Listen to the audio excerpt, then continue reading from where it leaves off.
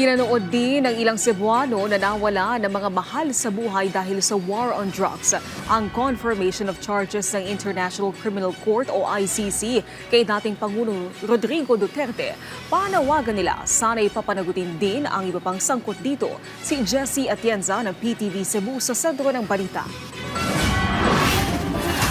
Hindi ito isang masayang pagtitipot, ngunit kinailangang dumalo ni Nanay Salvacion para may kasama siya sa panunood ng unang pagdinig sa confirmation of charges ng International Criminal Court laban kay dating Pangulong Rodrigo Duterte. Tanda pa niya, alas 5 ng madaling araw ng December 31 taong 2019 nang mapatay ang isa sa kanyang mga anak na aniyay biktima ng extrajudicial killing. Tinulanon ang hostesya sa ICC nga muhukom yun, tagaan yun o hostesya ang mga biktima kay natingon man ang atong Ginoo nga dili gyud ang pagpatay niya. Kinahanglan ug unsa mayang sa taralong siya sa hukmanan o silutan depende sa kaso nga unta iyang na nahibuhat o sala na iyang nabuhat. Wala nga gusto nila mo nga masilutan si Duterte aron matagamtaman niya ang among gibatik sa panahon sa iyang gibuhat. Sa pagsisimula ng pagdinig, tahimik ang lahat sa pakikinig at panunood. Having snacks at the roadside eatery. At nang magsalita ang isa sa mga legal counsel ng mga biktima ng drug war na si Attorney Joel Butuyan, tila nabuhayan ng loob ang lahat.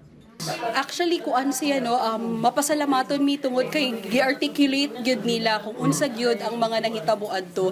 Siguro traumatic siya, triggering siya sa trauma labi na sa mga pamilya tungod kay ma-recall nato ang mga panghitabo. But sa giingon pa but mo ni ang mga necessary steps na kinahanglan nato agian para sa pagkabot sa hustisya. Ug papasalamaton kita nga kato nga mga di lang siya mga motherhood statements, kundi mo to ang mga aktual mismo nga gipangsulti ni Duterte, aktual mismo nga nasinati nato. And I believe kitang tanan mga Pilipino nakakitaan na.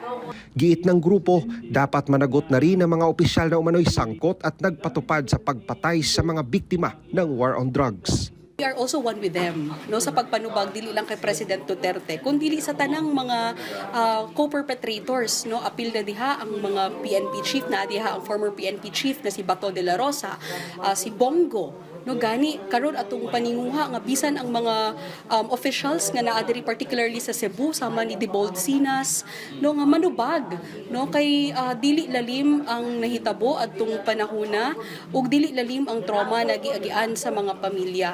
Mula sa PTV Cebu, Jessie Atienza para sa Pambansang TV sa Bagong Pilipinas.